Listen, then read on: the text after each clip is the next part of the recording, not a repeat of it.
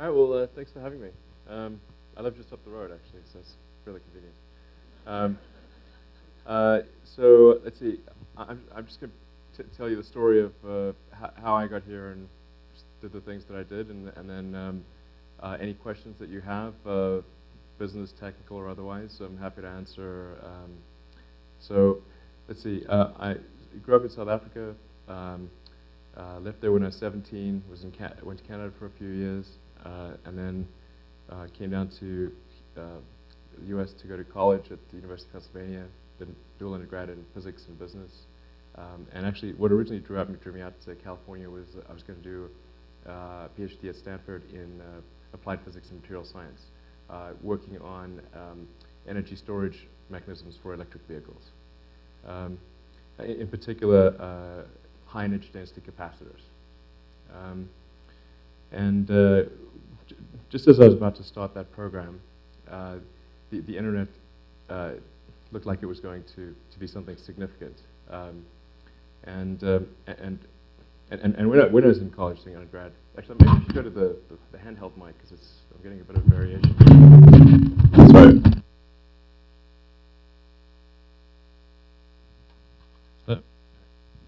So, great. So when I was doing my undergrad in physics, I tried to think of what are the things that would most affect the future of humanity.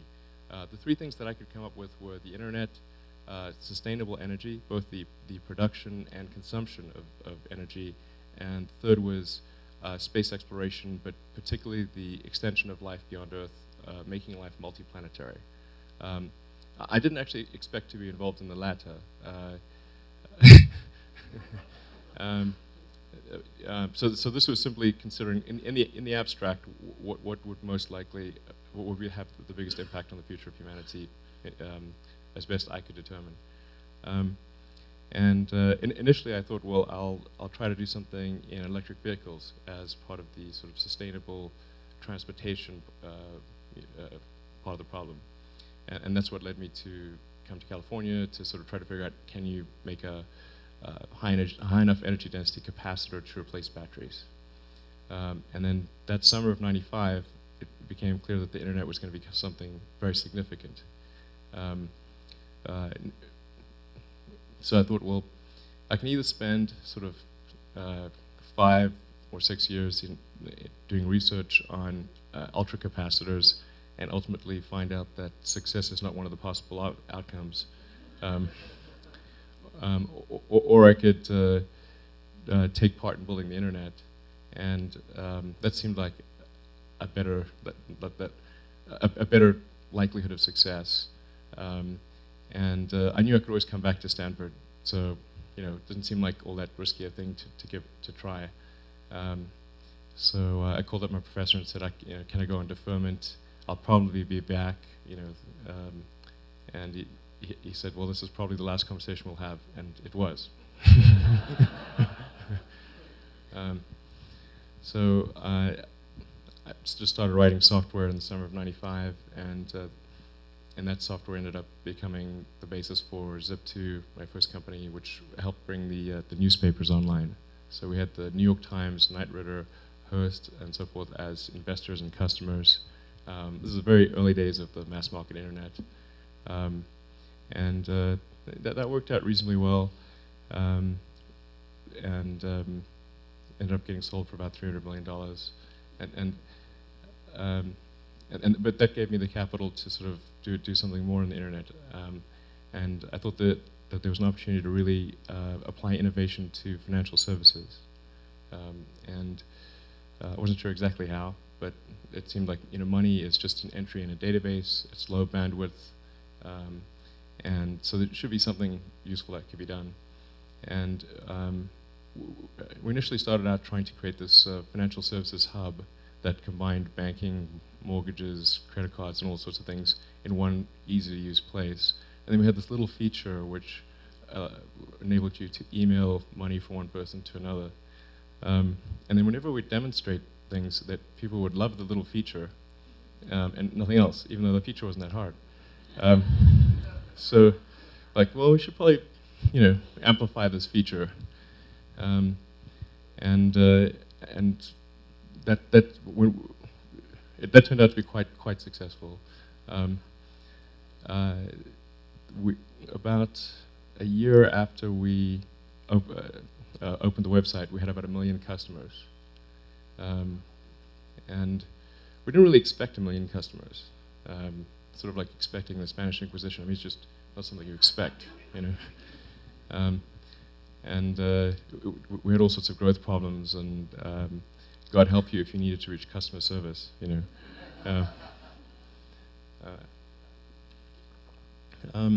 But things worked out pretty well on that front. And then about 3 years later, we sold that to eBay for $1.5 billion. And the great thing about that was it gave me the capital to start companies that were quite capital intensive. And that's where I thought, okay, you know, I've got some money. Let's see if I can do something in the space arena, and in the electric vehicle arena, and solar power. The one I sort of worked on first was space, and I picked that first because there's not really a fundamental economic forcing function for space exploration. Whereas there are economic forcing functions for sustainable energy. They're weak. They're weaker than they should be because of we're not incorporating the negative externalities. But they're still there, and but they're not really there for space. So I thought, well, I'll just do space because that's something that somebody has to decide to do. And the goal with SpaceX is to try to massively improve the cost and reliability of space transportation. In particular, we want to try to invent the first fully reusable rocket system. So the only semi-reusable rocket system that's ever flown really is the space shuttle. Actually, the Russians briefly flew one, but then retired it because they thought it didn't make any sense. But the space shuttle is semi-reusable.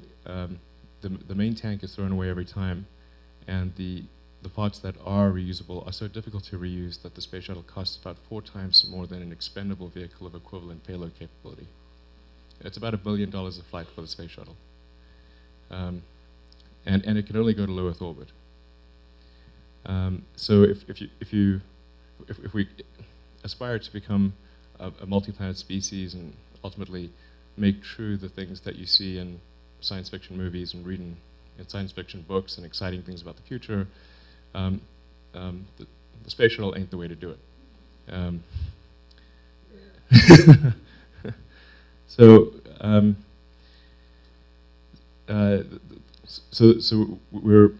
we have to create a reusable orbital transportation system. People may ask, well, what's so great about reusability? Is that really necessary? And I'd point to really any other mode of transport. And if you look at that and said, if it was not reusable, whether it was a bicycle, a horse, a plane, a boat, how much use would it see? And it's almost nothing. If you look at air flight, a 747 costs about $250 million. You'd need 2 of them for a round trip. And probably most people wouldn't be paying $500 million to fly from LA to London. But the reason that you can pay $2,000 for that same trip is because a 747 can be reused tens of thousands of times. And so the capital cost of the 747 is quite small. We have to get to that same situation in space. But it is a much harder technical problem because Earth's gravity is quite high. It would be much easier if Earth's gravity was just a little bit lower, but it's difficult to negotiate with gravity.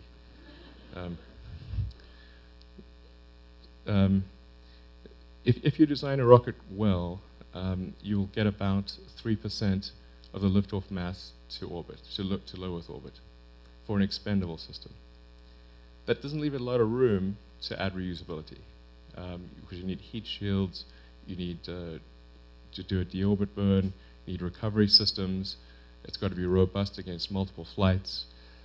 You know, so pretty soon you chip away at that 3% and you end up with nothing. And so there's been many attempts to create a reusable system in the past, and they've all been cancelled when they concluded they would ultimately not get anything to orbit. So this is a very, very difficult problem. I think it's one of the most difficult technical problems possible. But we're going to give it a shot.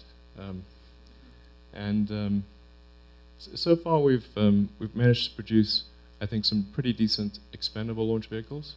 And recently we were able to recover our spacecraft, our Dragon spacecraft, which is effectively like the third stage of the rocket.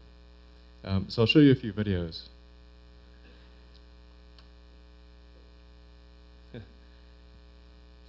So this is Falcon 1. This was our first rocket.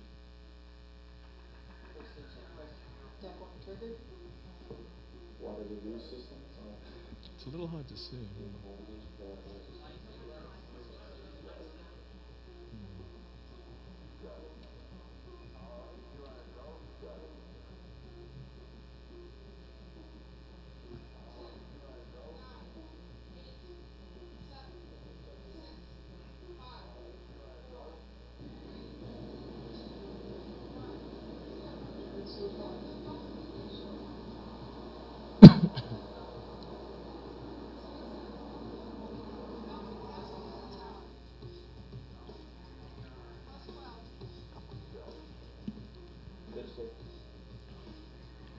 So Falcon 1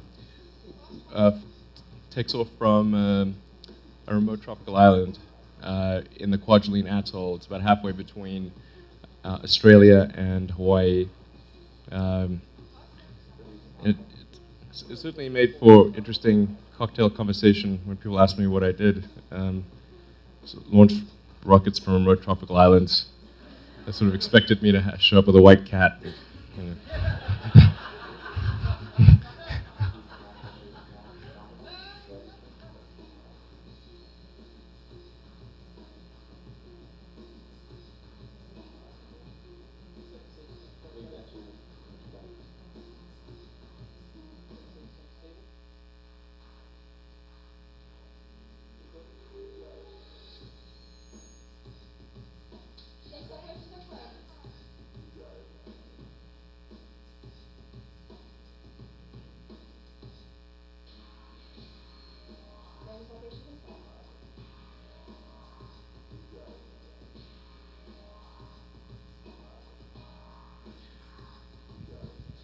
By the way, the song that we're sampling here is High Roller by the Crystal Method.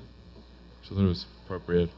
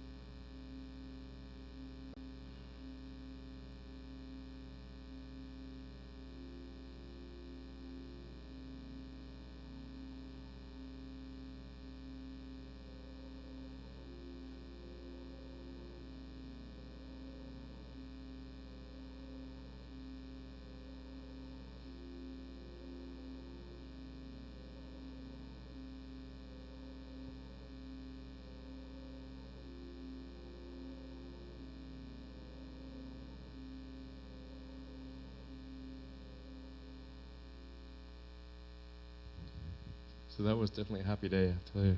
There's a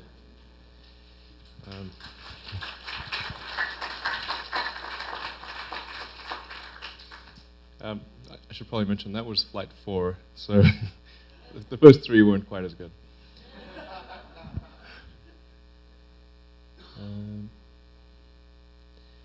So I'll show you then Falcon 9 and the first flight of the Dragon spacecraft.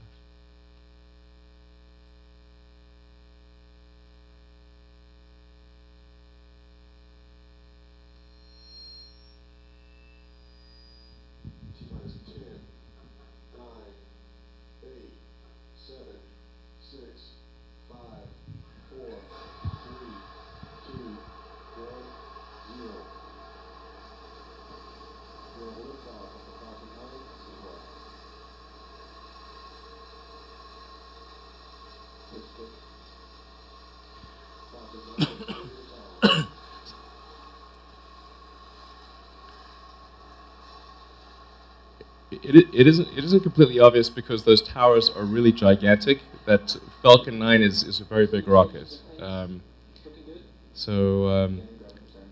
Falcon 9 is about 18 stories tall, has 4 times the maximum thrust of a 747. It's about 1 million pounds of thrust. And or relative to other rockets, it's a little bigger than a Russian Soyuz. And this was really, Falcon 9 was really designed to carry people to orbit. So it's designed to meet all of the NASA's human rating specifications.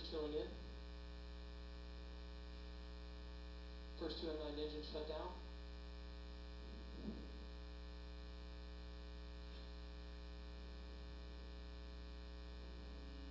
First stage Vico 2. First stage engine shut down. Second stage has separated.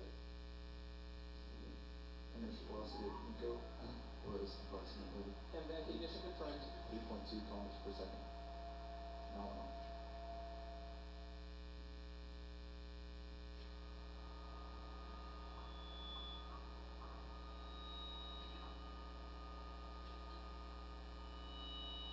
Dragon nose cone has been jettisoned. So Falcon 9 is capable of putting about 12 tons into orbit, whereas Falcon 1 is capable of putting about just over half a ton into orbit. Second stage propulsion is performing nominally. And NASA a couple of years ago selected Falcon 9 and our Dragon spacecraft to replace the cargo transport function of the space shuttle, so the space shuttle retires this year. We'll be taking over from the space shuttle.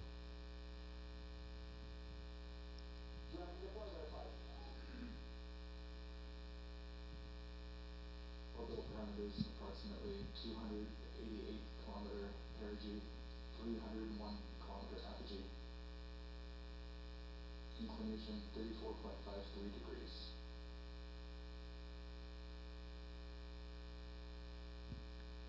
Obviously, speed it up a little.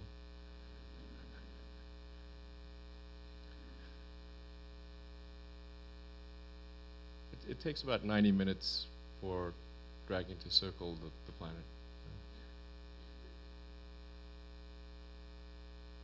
And we touched down just off the coast of California. So initially we were landing in the water just to make sure that we can land where we intend to land. You know, if we started off landing on land, we would perhaps inadvertently land in, on UCLA. That would be unfortunate. Depending upon your point of view. And so, we started landing in the ocean because that would allow for a large aero dispersion. As it turns out, we were accurate to within about a mile, so this was a good flight, for sure. But then in a couple of years, we'll be transitioning to landing on land. And then hopefully a little bit after that, we'll be landing propulsively with landing gear on land, kind of like the Eagle landed on the moon. I'll show you that, a little bit of that video.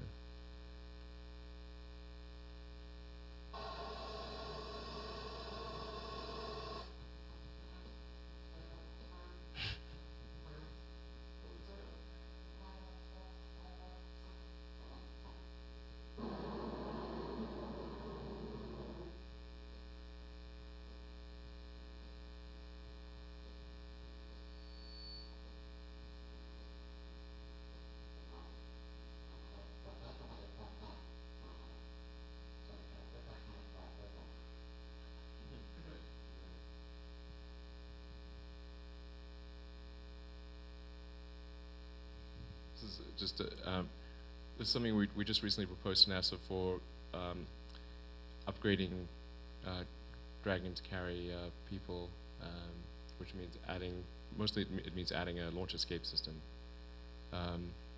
And here you see a simulation of a propulsive landing.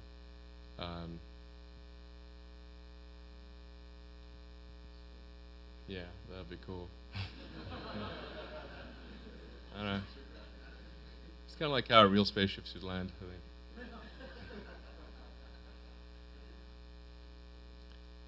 So,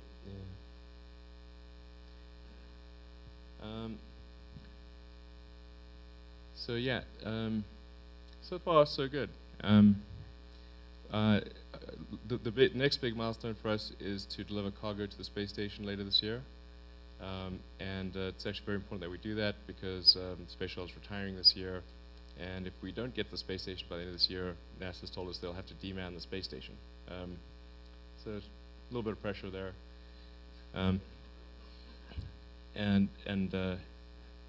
Yeah, I think we got a pretty good shot at doing it, so I think.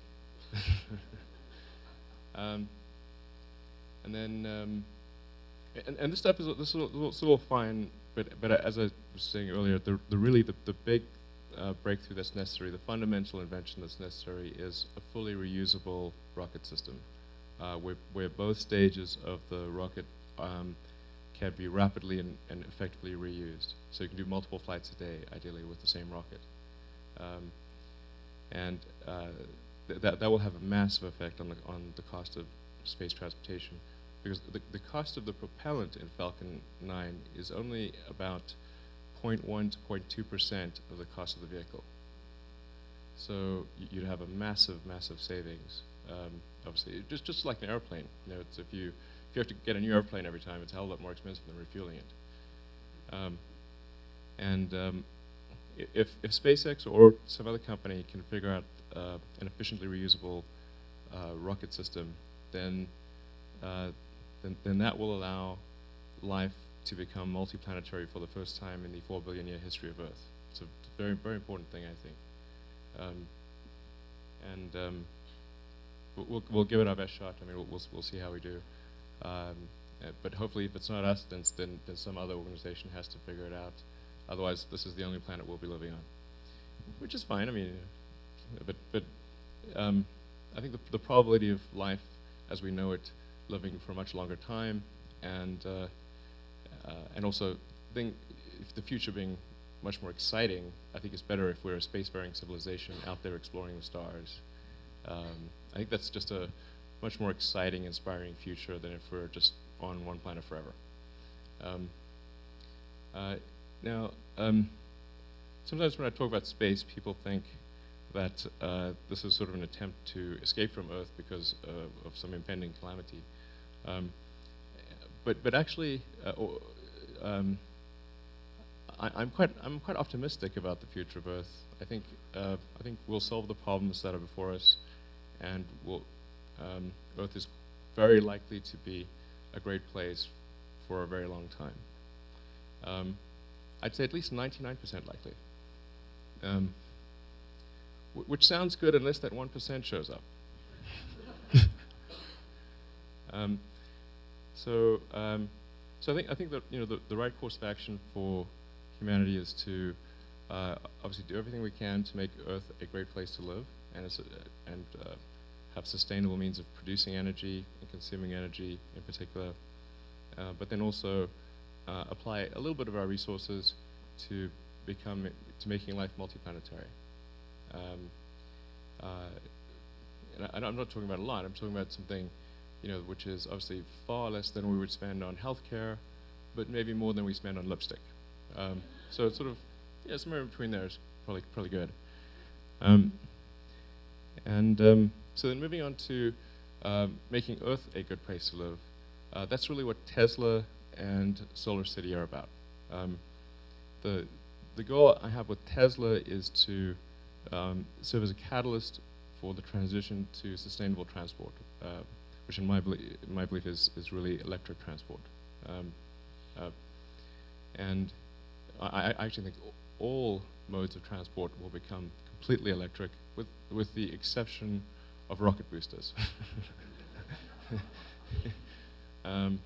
Unfortunately, it's difficult to avoid Newton's third law. So you really have to eject mass at a high flow rate in order to get out of Earth's gravity well. I mean, there are some sort of far-fetched methods like space elevators and things like that, which I think are unlikely to be feasible. But apart from rockets, I think planes, trains, automobiles, boats, everything, it's all going to go 100% electric. It's just a question of when. And with Tesla, we're trying to make that when happen sooner. Yeah, sure. There you go. Absolutely.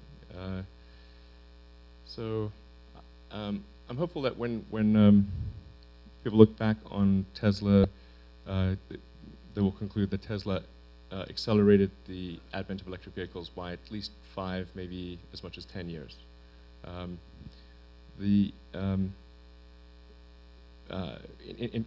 creating the Tesla Roadster, which is an electric sports car, it's a very fast car. It's faster than almost any Ferrari in terms of acceleration, much more efficient than any hybrid car. It's about twice the energy efficiency of a Prius. We were able to. The goal with creating that first car was to kind of break the mold with respect to electric vehicles, where people thought electric vehicles were these sort of slow golf carts with no range and just basically horrible. And it'd be like, and so you'd sort of mention electric cars, and people would imagine this sort of horrible scenario in their minds, where they'd have to give up their nice car and have something that looked like a golf cart that they'd have to plug in every 5 miles. So we really want to break the mold there with the Roadster. I'm not sure if you'll. I'm sort of assuming people are familiar with the Roadster, but I'll not assume that and show you a picture.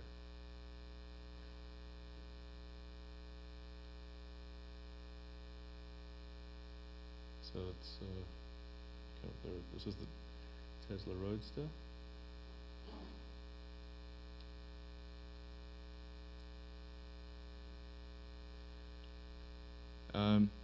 So not your typical electric car.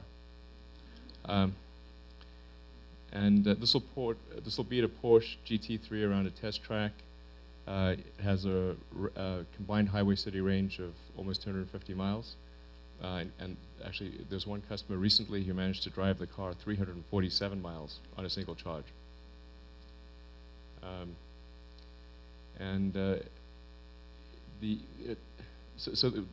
The effect of the Roadster was when we unveiled it. Bob Lutz, who was vice chairman of General Motors at the time, saw our press release and the car and everything, and actually took that press release and said, well, if a small company in California can make an electric car, then so can we. And that's what brought the Volt program into being. And then when General Motors said they were going to do electric car, quasi-electric car, then that prompted Nissan to do an electric car. It prompted Daimler, it prompted Toyota and others to also do an electric car program. So it sort of got the whole ball rolling. I mean, there's still a lot to do. It's the very beginning of electric vehicles. And so we're pushing forward with the next step, at least from Tesla, which is to go from a low-volume, high-priced car to a mid-volume, mid-priced car, that's the Model S.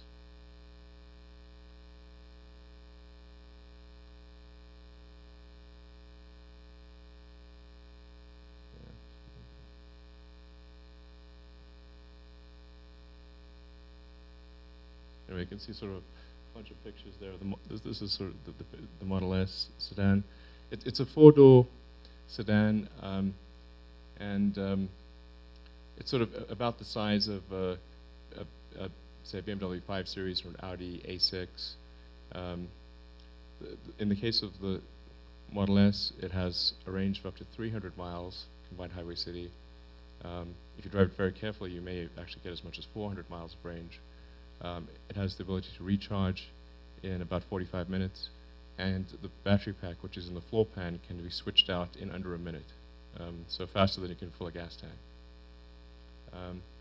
This is, we just completed the alpha prototype of the Model S, which will be displayed next week at the Detroit Auto Show. The beta is going to be unveiled in August, and then production cars are slated to go to customers in mid next year, so about 18 months from now. And this is really to, the goal of Model S is to show, like, if you really optimize the design of a car around an electric powertrain, just how good it can be. And the Model S, for example, has twice the storage space of a 5 Series BMW. It has about 36 cubic feet of storage space. 5 Series BMW has 17. It has a trunk in the front and a trunk in the back, because there's no engine in the front. The motor is coaxial with the rear axle, and even though it generates over 300 horsepower, it's only about 25 centimeters in diameter. You could, if you're strong, you could actually just pick it up. And we've made big improvements to the battery pack and power electronics and everything. And we've used the battery pack as an integral stiffening structure in the car itself, so the car has greater torsional rigidity than any other, anything except a really advanced sports car. This is one of the key metrics of quality in a car. So it's really just going to be quite a spectacular car, I think. And then beyond Model S is kind of our third stage, which is to go to high volume, low price cars. And that's our third generation will probably be out in about 4 or 5 years or so. And sometimes people ask me, well, why don't you just immediately make a low price, high volume car? Like, well, I wish we could. But if you're a small company and you do not have the $2 billion and the giant auto plant, you cannot go to the high volumes that you need to go to make something inexpensive. And there's another factor, which is when you have a new technology, it typically takes about 3 major revisions to optimize it. So even if we had the giant auto plant, it would still not be a great car because you just need to iterate and optimize. That's our 3-step strategy to try to get to mass market electric cars. And then through partners like Toyota and Daimler, we're trying to accelerate that process. So Tesla provides the battery pack and charger for the Mercedes A-Class, the electric smart car, and then in 2012 for the Toyota electric RAV4. So we're doing our best to try to help other car companies bring electric cars to market, as well as bring our own cars to market to serve as kind of a case example of how one might design an electric car optimally.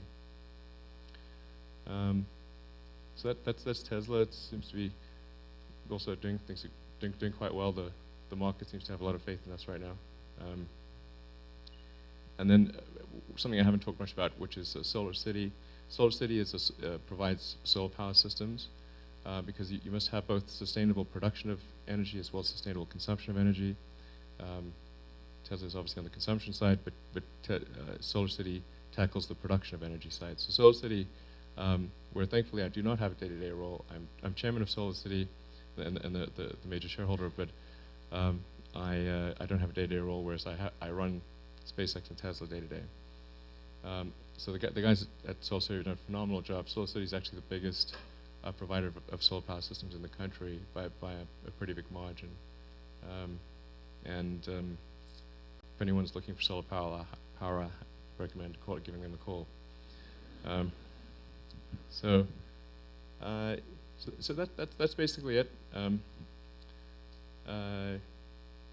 What questions can I answer?